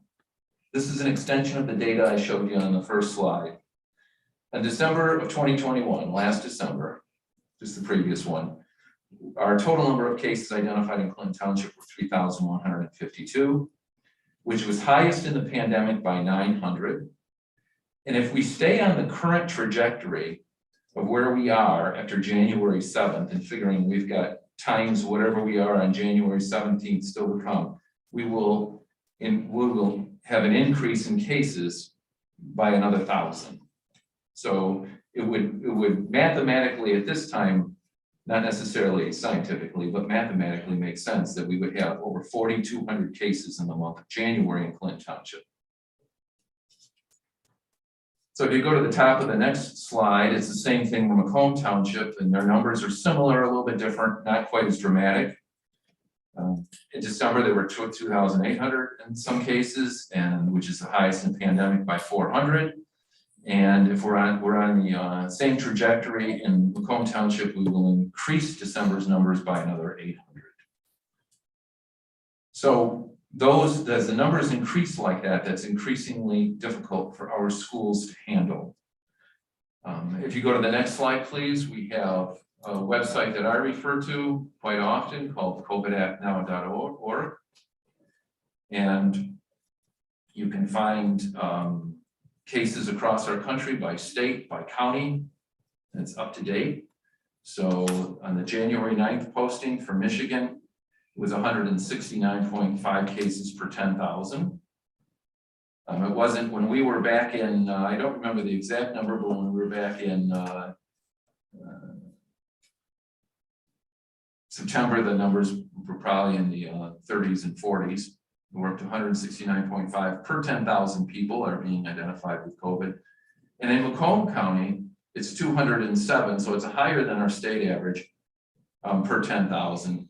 And we are only third. We are third in the county in the state. The only counties that have more COVID being identified right now in the state of Michigan are Wayne counties and Washtenaw counties. That's it. That's per 10,000, so it's not a raw number. You would expect us to have on a raw number more than others because we're a large county. This is not. This is for 10,000 people, so it's all pretty equally can be compared from county to county. So we're the third highest county in the state of Michigan with incidents of COVID being identified. So if you go to the next two pages, these pages look a little bit different. We returned from the break over Christmas and New Year's, and the number of positives identified were really not that high in those first two. At the end of the week of the 20th, which was really a 3-day week, the 20th, 21st, and 22nd, and then when we returned, it was a 4-day week. But I can also say this was not unexpected. Our kids had been apart; they hadn't been in large settings like we have at school during these times, and we really expected more of this week to represent the real, true picture of what's going on in our communities as it relates to how it impacts our schools. So if you go to the next page, which would be the top of the next one for our board members, you'll see where we are here on high school. And again, the numbers on those two times were really not that alarming at that point in time, as they were at elementary and middle. But we really have today started to experiencing what we think is the true picture. Started at the end of the week at Dakota with a high number of identified students being positive for COVID at the end of last week. This morning, we started our day with 15 new cases at Dakota. And by the end of the day, we had 60 cases identified across our secondary schools and 200 kids in quarantine by the end of the day. So that starts, and that's one day of this week. So that starts to give a clearer picture of what's occurring in our community and how it relates to our schools. Now, as we move forward here, we're expecting some changes, and we're expecting new guidelines from the Michigan Department of Health and Human Services, which will then be adopted probably in total by Macomb County Health Department. But that's not a given, but they usually do that. And we're expecting to have new guidelines for isolation and quarantine soon. And we're waiting for those. I expected those at the end of last week. It's the end of today and we still don't have them. So, and that will impact how we do business. We also continue to offer a COVID testing clinic at the 9th grade center. And this is important because people who feel ill in the community can use that to determine if they do have COVID. We started out very high in the number of cases identified as positive when we first returned from the break. It's leveled off a little bit. What's also nice about our clinic is parents who are quarantined can choose to do daily testing and keep their kids in school. So that's really important to us in this whole ordeal that we're kind of making our way through of keeping our kids in school. That's been our goal since the beginning of this year. All communication we send out says our goal is to keep in-person instruction viable, to keep our students in school. So along those lines of keeping our kids in school, some of the top strategies that are identified to do that, and I hear these quite often from experts in the area of infectious diseases. And so this comes from people who study diseases, is one, get vaccinated, get a booster dose if you're eligible, wear a mask indoors around others and in large groups, socially distance when possible, and we do try to do that. It is difficult. We have a lot of kids and they need to be in school. Good hygiene, washing your hands, staying home if you don't feel well, and of course get tested, and so that you can isolate if you need to, and follow guidelines before returning to school. So with that and all that's going on, we are now starting to have challenges which if they continue to move in the direction that we are headed right now, will not allow us to keep our mission of keeping kids in school. When I listen to national experts, they quite often will say things like, because some districts around the nation have gone to virtual right now. And when I hear people, the scientists speak about this, they're kind of dismayed by this, and they quite often make the comments, there's no reason for that. We have good mitigation strategies in place that we can use to keep our kids in school, and that's what should be happening. But I do see some of the problems that can creep up that make that very difficult to do. One of the things is just what we're doing with staffing right now. We have a critical shortage of substitute teachers, and that's a nationwide problem. That really puts a huge strain on our regular teachers, because quite often then what happens to them is that they're asked at a time that's identified as their 1 hour during the school day that they can do all those things outside of instructing a group of kids. That's where they make phone calls, do whatever other things they do. They write lesson plans, they check papers, and all those things that a teacher has to do, and most teachers do in many hours after school, they lose that time. And that's very stressful. As a former teacher myself, where that only happened occasionally, when it happened, it was difficult. But when you walk into school each day thinking that it could happen to you that day, every single day, that psychologically is very tough. You just have so many things to do. Also transportation. Right now what we're doing is we're working on, our transportation director is working on an alternative transportation plan because of a shortage of bus drivers. Not only a shortage of bus drivers, just because the fact that there are a shortage of bus drivers across the nation, but because a shortage of bus drivers due to COVID. I think we started our day with about 6 drivers out due to that. And we ended our day with eight bus drivers out, and we're already starting in a deficit anyway. So I know that some school districts have put in rolling no transportation times. If you ride this bus on this day, you have to get yourself to school. Some districts have done I'm not quite sure that that's what we'll have to do, but we have to start looking at how do we get our kids, all of our kids to school on time and get our kids home on time. The thing that really concerns all of us is the health of our teaching staff and all staff, of course. But when you're going to run a school and you're going to run a school in person with kids in classrooms, you have to have teachers who are there and are healthy. And I know that across the county, Richmond schools closed today for 2 days because of a shortage of staff due to COVID.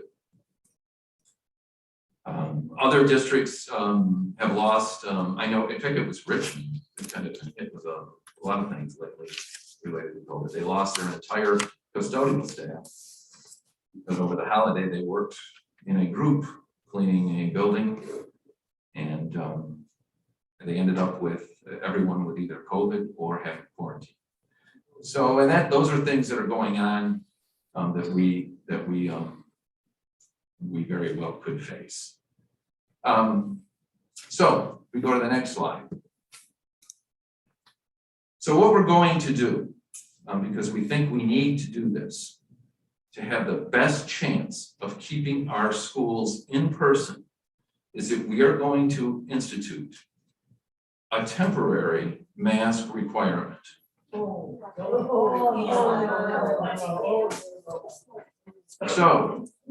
the purpose of this is, and if you think about it, we've heard, it's documented, that virtual is not where schools need to be, nor should be. We are told that by health experts, we are told that by statistics and data. And our purpose is to do everything possible to keep our students in school.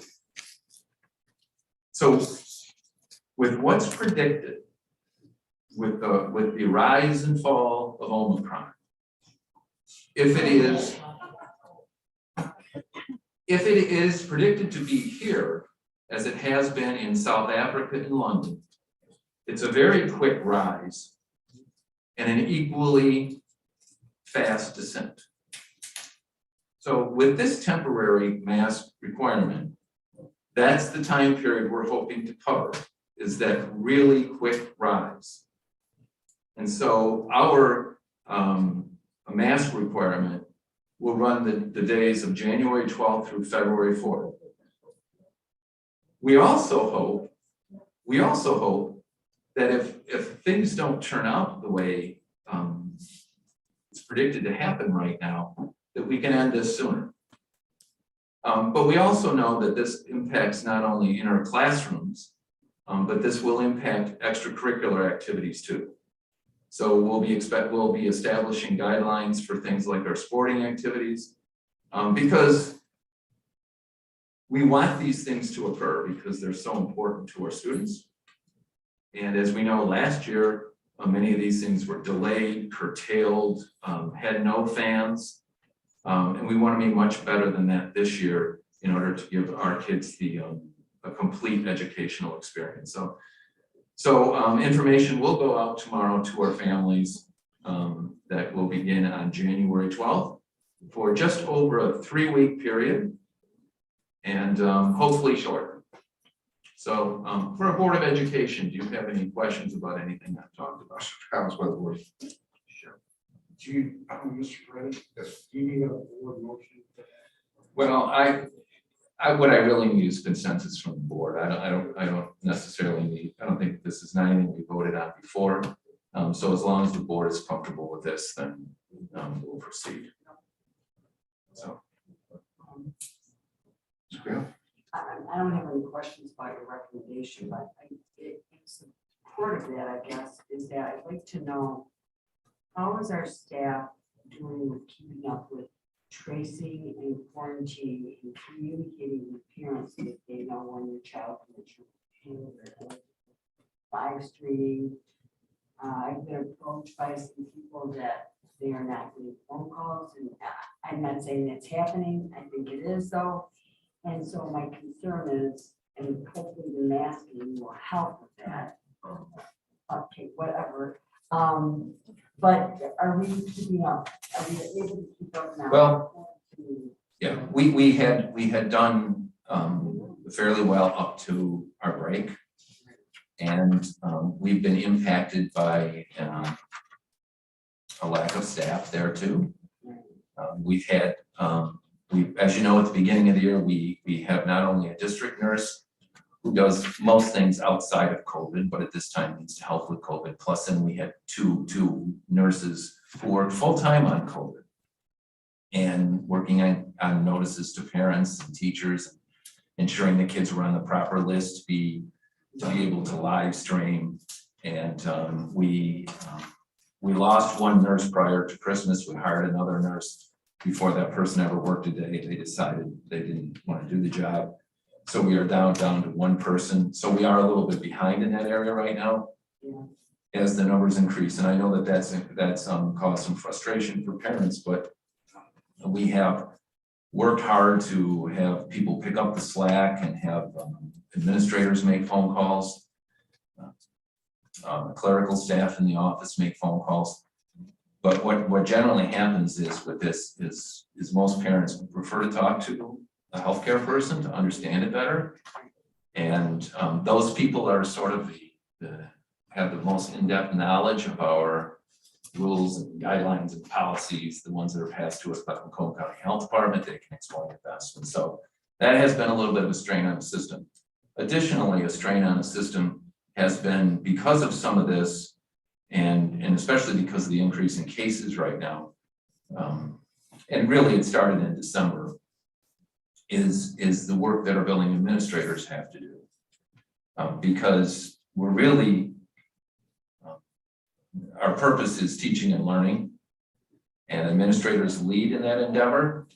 And unfortunately, they've had to quite often pick up the slack and do contact tracing, and that ends up being their day. And they work evenings and they work weekends. Unfortunately, sometimes this is what they do. So your question about, Yeah, like, basically. yeah, we've had some challenges with that. Yeah. Okay, that's what I had heard through the community, but I was just checking, so. I hope masking at least slow it down a little bit, and then at least it goes sugar.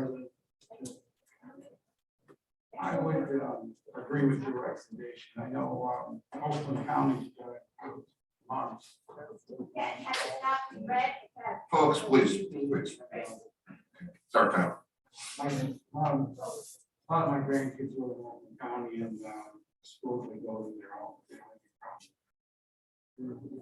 It's done on uniform basis. So I hopefully this takes care of it in 3 weeks. We're hopeful, and again, the purpose of all this is to avoid what we really don't want to have happen, which is to go to virtual. Virtual, for some kids, is a viable means of a way to learn. But that is not the majority. There will be such another gap in our kids' education, if that's where we end up. And for health and safety, that could be where we end up, and we're trying to avoid that. So. Comments by the board?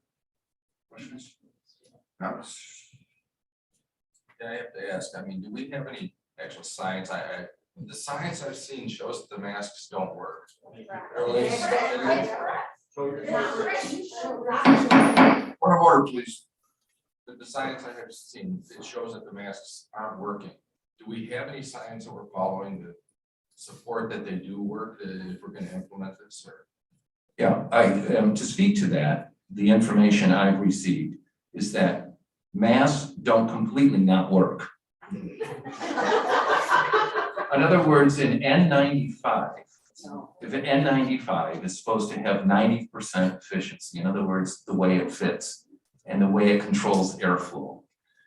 Airflow then goes down on different kinds of masks. So all masks provide some level of protection. Like, for example, this one provides more than a cloth mask. So we certainly will let our parents know the kind of masks that are best, and it'd be great if they could supply that. We've had access through the state to provide masks of a higher quality, but they're adult size. So we've ordered those for our staff, and we've ordered those also enough for high school kids who might want them.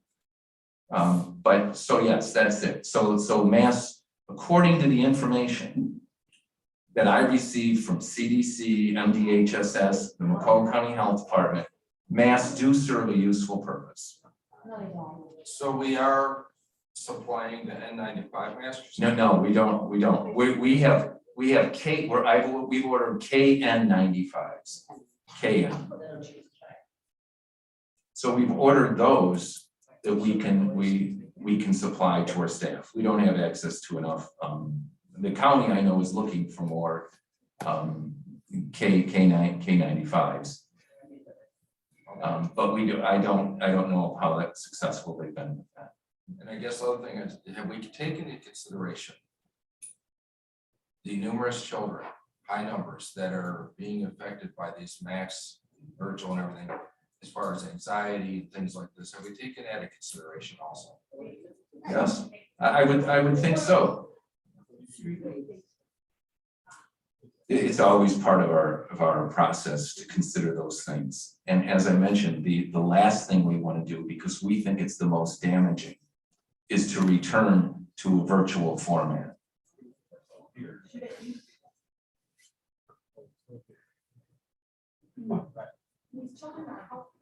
Okay, other comments by the board? Questions? Okay, we are set. Any objections to this?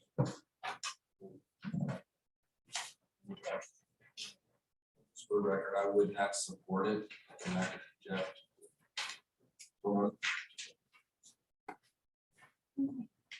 Okay, yeah, it's a tough subject, it's been tough for a long time. Everybody's not gonna be happy with what we decide. We, as a board and community members and parents, want what's best for these children, what's safest for the children. We rely on our administration and Mr. Repper specifically to investigate, make these recommendations to us, which he has done. He has met with county officials, has met with the county health department, he has met with other superintendents as they talk about mitigation strategies. This is what's being recommended to this board, and this board, at least 5-1 at this point, are accepting that recommendation. So we feel that's the best. We feel the worst thing that could happen in this community is these kids are brought home and have the school in front of a computer. We do not want that to happen. We're willing to try other things, try to mitigate that. This is what is being recommended to us, and we're going to follow that recommendation. That's it. Okay. Mr. Roberts. All right, moving on to curriculum updates. There are none this evening. Okay. Kate, I'm by board members. By board. Questions, comments? I might have missed it. Did we have somewhere we're going to recognize the bus drivers that did the parade or whatever at Oxford? Yes, just not tonight. Oh, okay. Okay.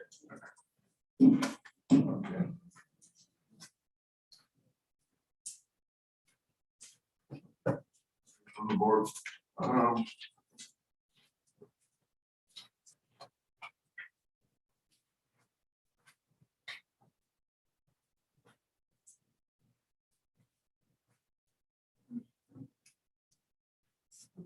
Just right now, comments down from committee members were speaking. And we covered, just one thing was brought up, Mr. Roberts. I don't know if Mr. Sutherland can help just to talk about the ESSR funds and funds of money that the district has received. Just to speak to, in a general sense, where those ESSR funds. I think that would you be prepared tonight, Mr. Sutherland, to make comments on ESSR funds, or? I can talk in general. Yes. But not I specific. don't want specific. I'm just looking for something general so that we can understand that this paper, computers, this paper, providers, where this kind of money was spent.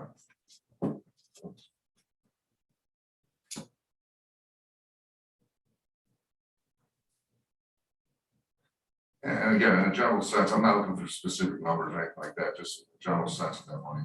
So the, as was talked about earlier, the ESSER funds are coming many multiple type of arrangements sent from the federal government for the last 12 months or so, 18 months now, yes.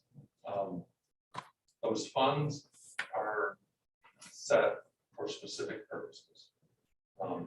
When we look at the layers of funds that have been there, there are not only federal funds, but also state funds.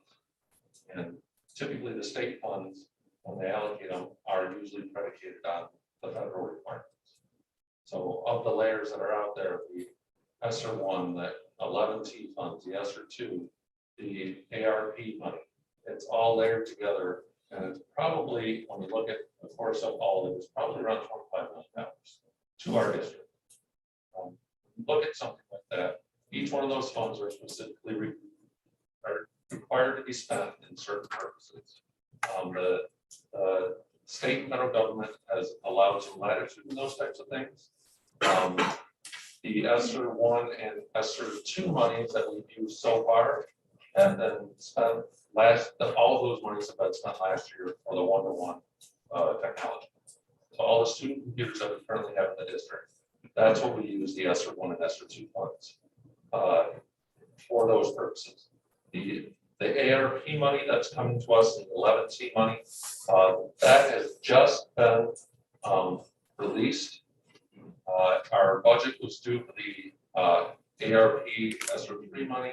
That was due, I believe, December 10th, sometime right before break. And then the 11T money, which is the state funded program that also provides additional funds to the district. There is no guidance on that yet. The interesting part about the ESSER funds is, again, the requirements are specific but very broad.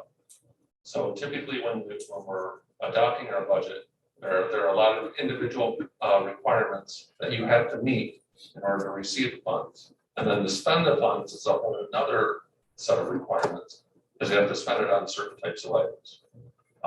We're currently working on, or we have been working on the ARP money that is coming due to us. That is, I believe, again, the budget was due to the state in the middle of December. We haven't heard anything on the approval process. If they have any problems with it, if we received any feedback, we've not received any of that information yet. The district is looking at different ways to allow these funds to be spent in a manner that's longer than what they're required by the federal government. The federal government with these funds is requiring that they be spent by September of 2024. Our goal is to try to stretch that longer, so that we're not in a instance where our hands are tied to have to spend those funds by that amount of time or lose it. But we're looking at different ways to spend it the way it's needed, but to try to get it further along so that we have more time to spend it. Would you just take general fund money and place it over here and backfill with the grant money? So there are ways to do that. They call it, it's a supplant versus supplement issue with grants. And based upon that, the supplant option allows you to do exactly that. Allows you to use general fund monies to move money into a fund for specific purposes related to ESSER requirements. Then by doing that, you will not be tied to that deadline of having to spend it by September 2021. So we just recently had conversations with the MDE, with the grants office up at the state, and also with our accounting firm. We've been having these discussions since July. Last week, we think we're where we need to be. We have one final conversation with our auditors on Thursday. Once we have that information, I should be able to report to the board on that outcome and really to come with some sort of plan on how we're going to utilize these funds. And there's also a bunch of conference coming up in a couple days. So most likely what's gonna happen is we're gonna bring a revised budget to the board next meeting. It will not encompass any of these ESSER funds. What we will then do is probably in February, once we have everything firmed up with all three levels of the both levels of the government and with our auditors, we'll come with a supplemental, a second, a budget amendment with this purpose in mind to really get the plan set for the ARP. And one last, so like you said, 25 million coming, how much has been spent so far? Oh, we spent, I don't know, I can't mention it right off the top of my head. I believe that we've spent roughly around 10 million of the 25 million. I think we have about 15 to 17 million still left to spend between ARP and 11T money. The 11T money is a state funded money. That's the $1,092 minimum per child backfilled with the state funds. Thank you very much. So I guess what I can say is from this point, we're hoping that we'll get the answers that we need by Thursday. We'll bring a revised budget, not including any of the ESSER money, remaining ESSER money next meeting. And then after that, probably in February, we'll come with an amendment with the ESSER, the ARP money as part of a different budget revision.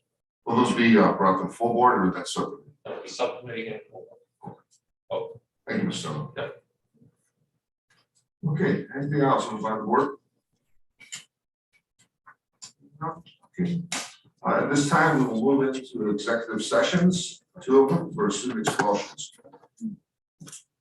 Mr. Pike, we have a motion to go into executive session for 8 pieces of expulsion. Sure, I will move to go into executive session under student expulsion. What about Mr. Boytosh? Okay, roll call vote, please. Sure, myself, yes. Myself, yes.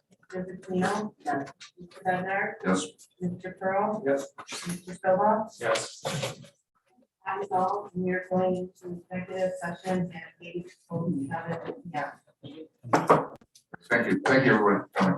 We'll be in executive session for about an hour and a half. We'll come out here. Public.